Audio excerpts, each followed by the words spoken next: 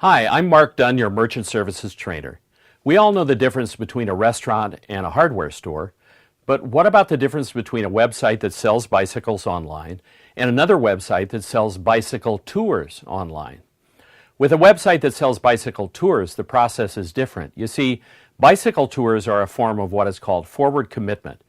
You pay with your credit card in advance for something that's not going to happen for several weeks or maybe even months.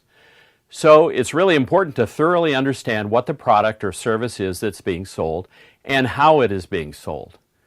We're going to focus on three words that will help us understand the differences. These three words are risk, process, and goal.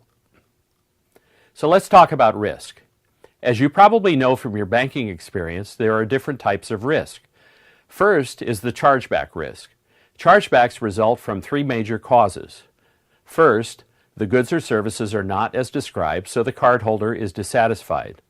Number two, the goods or services are not delivered. And number three, there is fraud perpetrated by the merchant or someone else and a cardholder is charged. The second type of risk that acquiring banks have is return risk. That means the merchant has to cover any refund. The third type of risk that an acquiring bank may realize is failure of a merchant to pay outstanding transaction fees or fines. The fourth type of risk for the acquiring bank is reputational risk.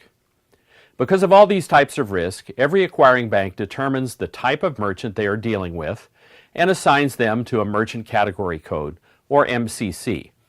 The MCC code places the business in a category with other similar businesses, and the assumption is that all of the businesses in the same MCC code have similar risks. So let's talk about process. The next way that merchants are sorted by type relates to the processes they use in their business and the data they collect. Here's a list of some of the basic business types. Retail. Retail is a store that sells merchandise. Restaurant. A restaurant operates differently from a retail store. The standard restaurant application will include a tip line on the receipt. Quick serve restaurant. Quick serve restaurant is a fast food restaurant and there is no tip line on the receipt. Petroleum and C-store. Here we mean gas stations and convenience stores. The gas stations get put into a separate category because they have pay-at-the-pump applications. Lodging. Of course, by lodging we mean hotels, motels, bed and breakfast, and so forth. Business to business or B2B. A fast-growing segment in new merchant accounts in the past 10 years has been in businesses that accept credit card payments from other businesses. Purchasing agents use credit cards to buy parts and supplies. Travel and entertainment. Because of its chargeback history, travel and entertainment is mostly classified as high risk. E-commerce. The fastest growing segment in terms of total dollar volume and numbers of transactions is e-commerce.